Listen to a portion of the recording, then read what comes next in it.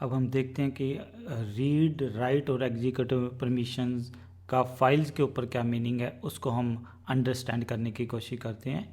तो इसके लिए हमारे पास पहले ही डाटा है, तो हम देखेंगे कि भी अभी हम ज़्यादा उसमें इंटरेस्टेड नहीं होंगे कि हम चेंज कैसे कर रहे हैं परमिशंस को, उसमें हम बहुत ज़्यादा डीप बाद में जाएंगे।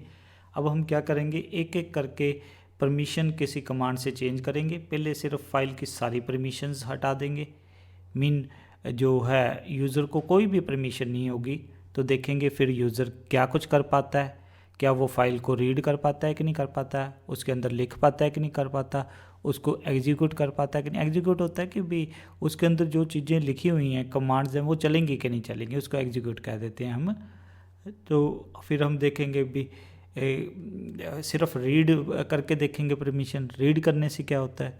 फिर हम करके देखेंगे कि राइट परमिशन अकेली करके देखेंगे कि अकेली राइट अगर फाइल पे है तो क्या कुछ किया जा सकता है, कुछ क्या कुछ नहीं किया जाता है।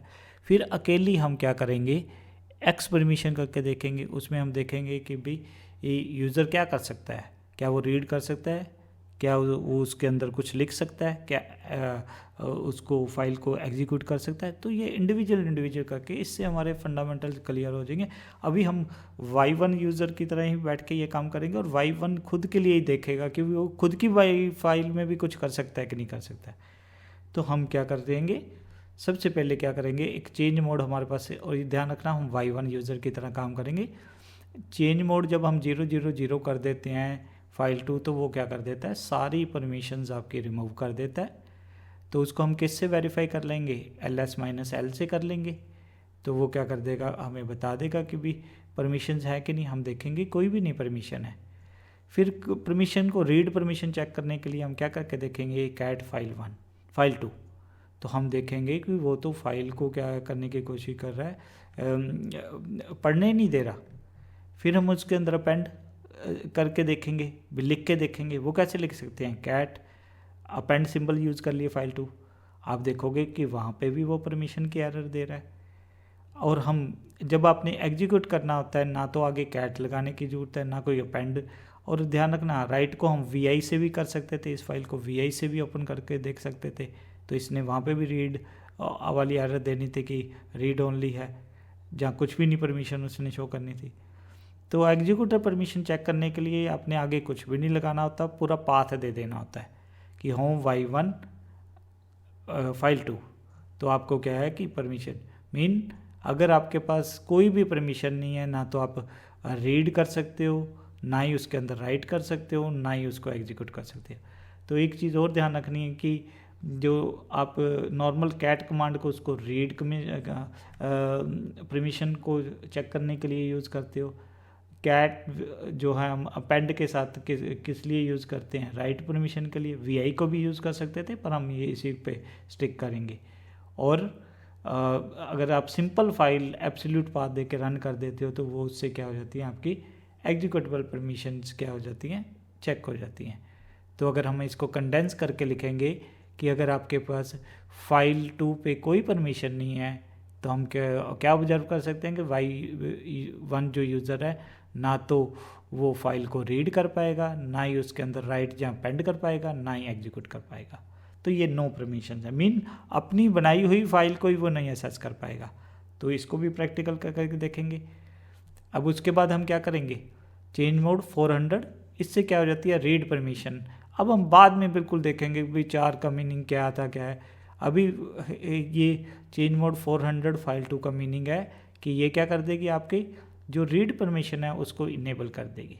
फिर हम ls-l से चेक कर लेंगे, कैट फाइल 2 करके देखेंगे, हम देखेंगे रीड कर पा रहा है।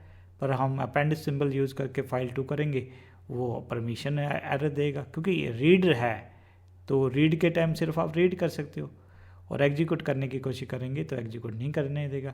फिर हमने ध्यान रखना है कि भी हम कैट कमांड से रीड परमिशन जो चेक करेंगे, कैट अपेंड सिंबल के राइट, और सिंपल एब्सोल्यूट पाथ से हम क्या करेंगे, एग्जीक्यूट परमिशन।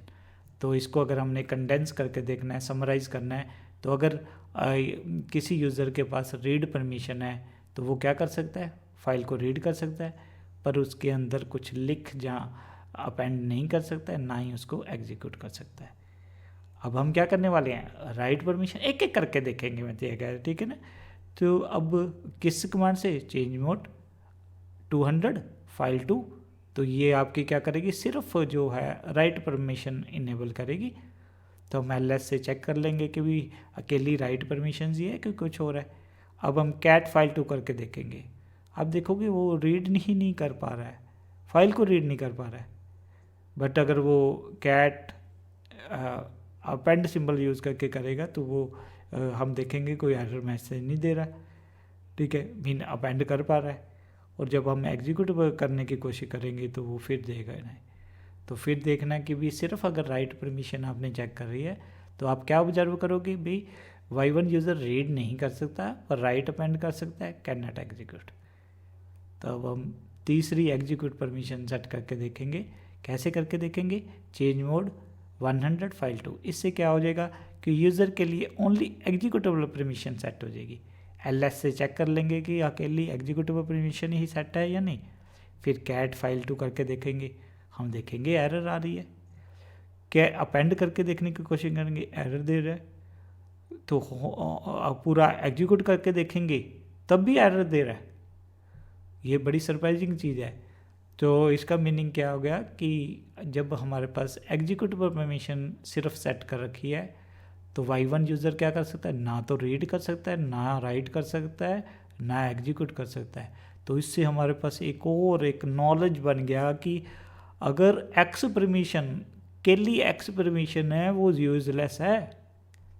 हमें बाद में पता लगेगा कि अकेली एक्स से कुछ नहीं होने वाला, आपको क्या करना पड़ेगा, कोई और भी परमिशन लगानी पड़ेगी। तो ये ऐसे कर करके देखने से, स्टेप बाय स्टेप से हमें हमारे अपने आप ही एक नॉलेज आ जाएगी कि यार ये करता है।